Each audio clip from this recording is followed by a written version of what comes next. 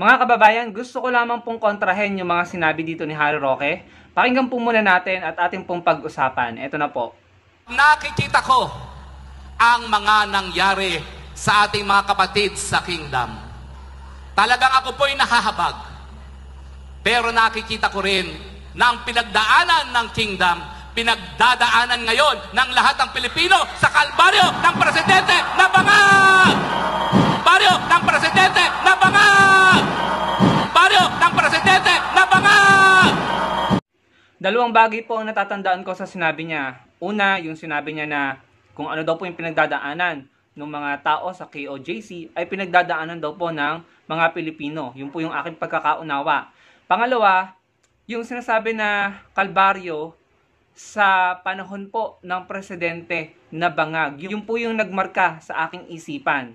Sabi ko, grabe naman grabe, talagang tahasan na po. No? Tahasan na sila kung magsalita. Saan ba nagsimula yan? Yung term na bangag na yan.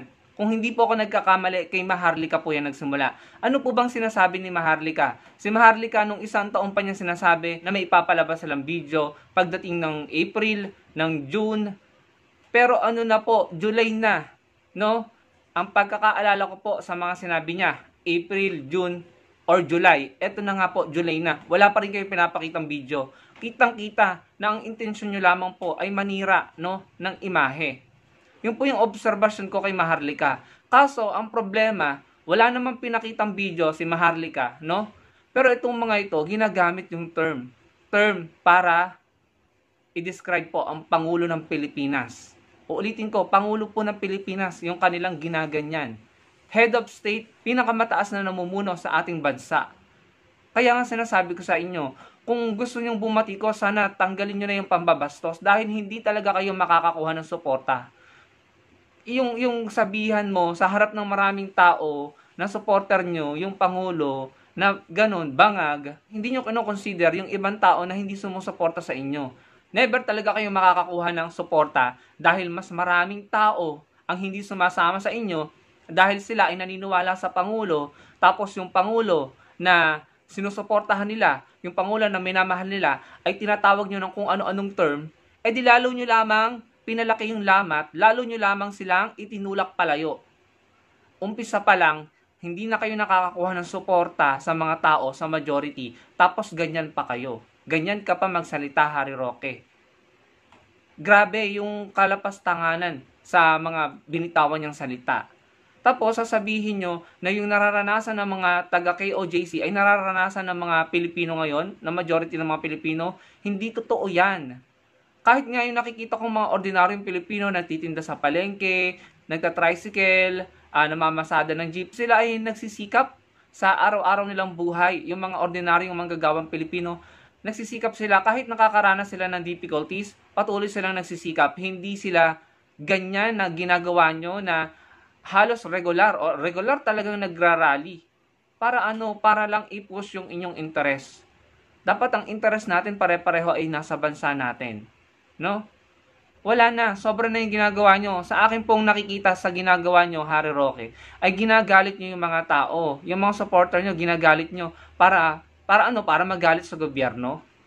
Pero hindi nyo ba nakikita yung realidad na hindi kayo nakakakuha ng suporta sa majority? Kahit araw-arawin nyo yung kasisigaw ng ganyan, na parang para sa akin na nagpapabiktim kayo. Ano bang nangyari doon nung raid ng mga polis, yung compound nila doon sa KOJC? Di ba nagsampa ng kaso yung mga polis dahil doon sa mga humarang sa kanila? Kasi meron silang ipapatupad na batas, pero naandun sila sa gate, nakaharang. Di ba? Kayo yung nagsasabi noon nung panahon nyo na sumunod sa batas, isubmit ang sarili sa otoridad. Pero ngayon, nakita natin ang pagiging hypocrite nyo at double standard. Kayo ang hindi kayang gumawa ng mga sinasabi nyo. Kaya humahantong sa pagkakagulo. Tapos ganyan kayo, regular kayo nagsisisigaw, nagwewelga o nagrarally. Hindi naman nakakatulong sa bansa yan. Kung pakiramdam nyo, kayo ang majority, kaya nyo yung ginagawa. Well, harapin nyo ang realidad. Mali ang pakiramdam nyo. Hindi po kayo ang majority. Tingnan nyo, ang dami nyong kakampi dati na nagsialisa na.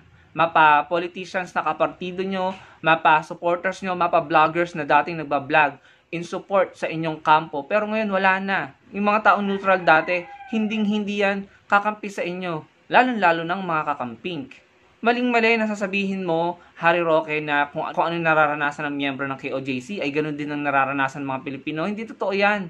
Kung ang intensyon mo ay ikondisyon ang mga tao, no, na itanim sa utak nila yung mga sinabi mo na malayo sa katotohanan, hindi ka po magtatagumpay dyan. Hindi ako, ordinaryong Pilipino ako, hindi ako miyembro ng KOJC, pero hindi ako sumasang-ayon sa sinabi mo, hindi ko nararanasan kung ano ba yung nararanasan ng KOJC. Hindi po kami ginigipit, malaya kami nakakapagsalita, at patuloy ang buhay naming mga Pilipino. At naniniwala ako kami yung majority. Tsaka tigilan nyo na yung mga pambabastos, nakakasawa na, nakakaumay na, kung ano-anong term ang ginagamit nyo para lamang insultuhin yung mga tao. Lalong lalayo ang loob naming mga Pilipino sa inyo. Anong mga term ang inimbento nyo? Bangag, tambaloslos, lugaw, at kung ano-ano pa. Yan ba yung gusto nyong gawin na mag-insultuhan tayo dito? Batuhan tayo ng masasakit na salita? Unfortunately sa inyo, hindi kami tutulad, no, sa estilo nyo. Nakakaumay na mga kababayan. Talagang ang bansa natin ay hindi uusad hanggat hindi tayo nagsasama-sama. Tapos na yung eleksyon. Unahin na natin ngayon ang bansa natin. 2 taon na ang Pangulong Marcos, 4 na taon na lang ang iintayin. Intayin nyo na lang naman ang 2028 or intayin nyo ang 2025. No? Kung malakas pa rin kayo at nasa inyo ang suporta ng mga tao, mananalo naman kayo eh. Pero yung ginagawa nyo na regular kayong nagrarally, yung mga tao nagagalit, wala talagang patutunguhan ng bansa natin, no? Hindi po maganda sa isang bansa kung tayo watak-watak at tayo may samaan ng loob, no? Kung hindi nyo maiwasang sumama ang loob, okay lang. Pero pagdating sa bansa natin, dapat iisa po ang ating tinatayuan. Lalo-lalo na sa West Philippine Sea. Sinasabi ko po sa inyo paulit-ulit, yan ang gusto ng China. Yung hiwa-hiwalay tayo at nag-aaway tayo para tayo ay madali nilang masakop. Kaya minsan, hindi ko maiwasang isipin na baka mamaya yung nasa likod ng mga taong ito ay China, no? Maaring mali ako pero hindi ko po talaga maiwasang isipin yon. Talagang nakaka-prostrate po na makita na tayo po ay ganito. Pero naniniwala ako na mas marami pa rin tayo, majority pa rin tayo, na mas inuuna, minamahal at nakikipagtulungan sa ating pamahalaan, sa ating kapwa Pilipino para paunlarin ang ating bansa. Maisingit ko lang po ako po ay kakamping at kahit kakamping ako po ay sumusuporta na sa gobyerno ngayon dahil nakita ko po ang aking binoto sa Atty. Leni Robredo. Kaya wala na rin namang inatupag kundi humanap ng paraan para makatulong sa pamahalaan. Ito po yung pinaka-latest nila, mga panibagong dormitoryo. Ayan po, sa Sorsogon. At nakakatuwa po itong comment na ito ng isang kababayan natin. Sabi ni Kim, yes, yung ibang student talaga dyan galing pa ng bundok or sa coastal area nakatira. Natsaga na lang nagko-commute lagi. Now na may free boarding house or dormitoryo yung tinutukoy niya, makatipid na and rainy season na naman ang hirap lalo na if sa bundok ka pa nakatira. Ayan, di ba napakalaking tulong niyan sa mga kababayan natin, yung pinatayo ng angat buhay nila Atty. Leni. Kaya ako, nakikita ko yung sinuportahan ko, ay nakikipagtulungan sa pamahalaan. Bakit pa ako magrereklamo, 'di ba? Bakit hindi ko rin gawin 'yon? Bakit hindi ako sumuporta, no?